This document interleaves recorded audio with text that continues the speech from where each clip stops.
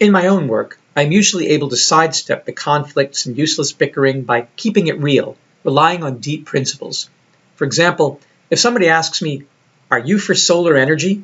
I ask them, "Which form of solar energy?" When somebody asks me, "Are you for nuclear power?" I will reply, "Which type of nuclear energy?" The debate can become more of a dialogue. Should we use the sun's radiation directly or indirectly? How long should we allow the sun's radiation to accumulate before we use it? Millions of years? Instantaneously? And what negative externalities should we allow during its accumulation and transformation? Should we make radioactive heat artificially here on the surface of the Earth, or extract it from down below where it occurs naturally?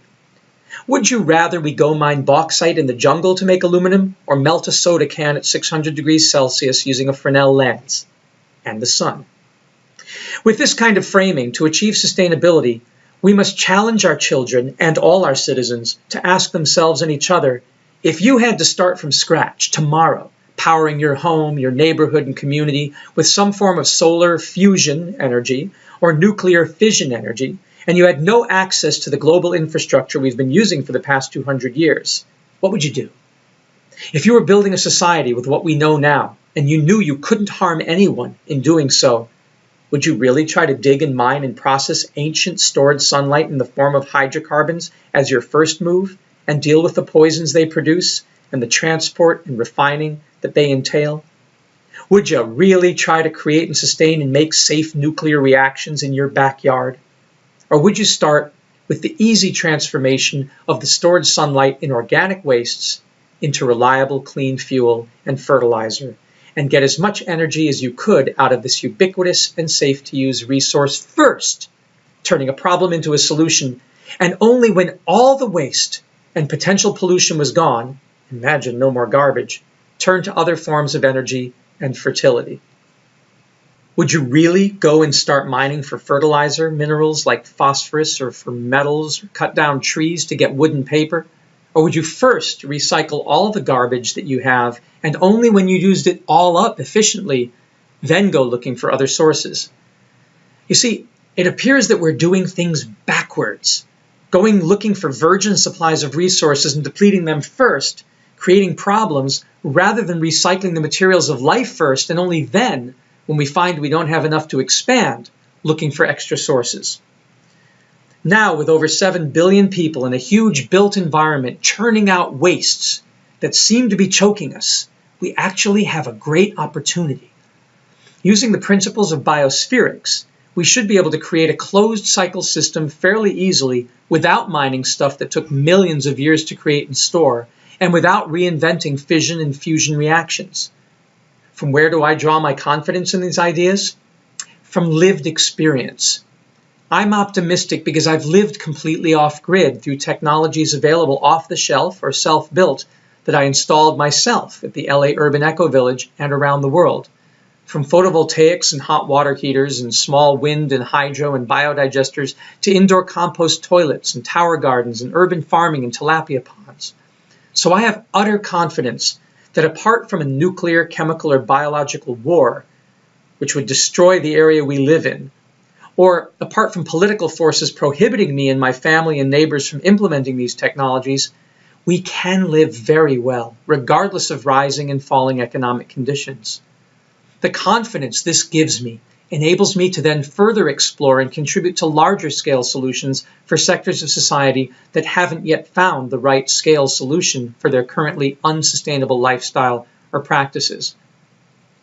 But not for a minute do I doubt that we can thrive in the coming decades, providing we can avoid the horrors of war or the loss of our freedoms. We have the technologies, and most are rather simple and easy to apply at a local scale. With the help of the right partners and corporate social responsibility to provide endorsement, capital, and outreach, they can scale up and scale out quite nicely. Of course, we don't want to neglect also the supreme importance of conservation and repurpose, reuse, refuse to use, reduce, which is so important, but which has become so ingrained in me as a consequence of the lifestyle that it almost goes without saying to people living sustainably. For example, when we produce all of our own electricity at home, We naturally get rid of all incandescent lights and make all lights either compact fluorescent, not great, or LED, fantastic, under the adage, you can't change people, but you can change their light bulbs. Nobody who produces their own energy that I know uses incandescents, which we consider heaters that give off a little light, rather than lights that give off a little heat. So conservation is just part of the deal. When it comes to food, we don't eat less, we just eat what we produce, and whatever we bring in, we know creates more biogas or fertilizer, so nothing is lost. Nothing goes down the drain in the old sense, and everything goes down in and through the tubes in the new nexus sense. Whatever we don't eat and everything that passed through our bodies gets transduced right back into food and energy. Still, there are entropy losses. The second law of thermodynamics tells us that there are always losses to heat, to disorganization. Without constant input of new energy from the sun or from the center of the earth, the whole system would run down. It would collapse. So we can't live beyond our means. But often we don't really know what that means. We don't really know what our means are. Thus, our quest to increase our means by harnessing light and temperature and water better and more efficiently, that becomes our mandate. It is a different mentality. We conserve not to be environmental per se, but because we have to, until we can produce more with the available renewable resources, produce more with less. So that is something to discuss. When I was interviewed by Alan Wiseman in the LA Eco Village, and Alan Wiseman is the author of the book Gaviotas, A Village to Reinvent the World, about a ecotopian area in Colombia, and also The World Without Us. Alan Wiseman asked me why, during the interview, I had kept the lights in every room on, and my air conditioner, and the music playing. Why did I keep it on all day if I was a conservationist? I said to him, well, because I produce all my own electricity, and I haven't yet gotten my neighbors to connect to me, and I produced a surplus today, and my batteries are full, and it will be sunny again tomorrow, I either use it or I lose it. So I'm leaving everything on. He found that fascinating.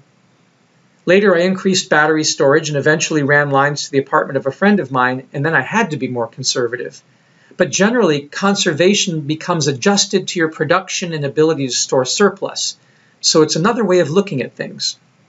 Nowadays, I will sometimes, for example, gather uneaten food from McDonald's if I see it, and carry it home to increase my own energy production.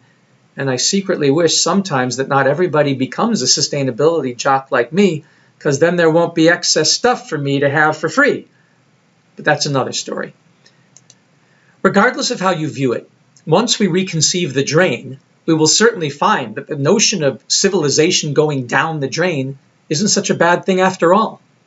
It is merely one of many positions along the infinite Mobius strip loop of recycling that keeps the metabolism of Biosphere 1, our precious planet Earth, going.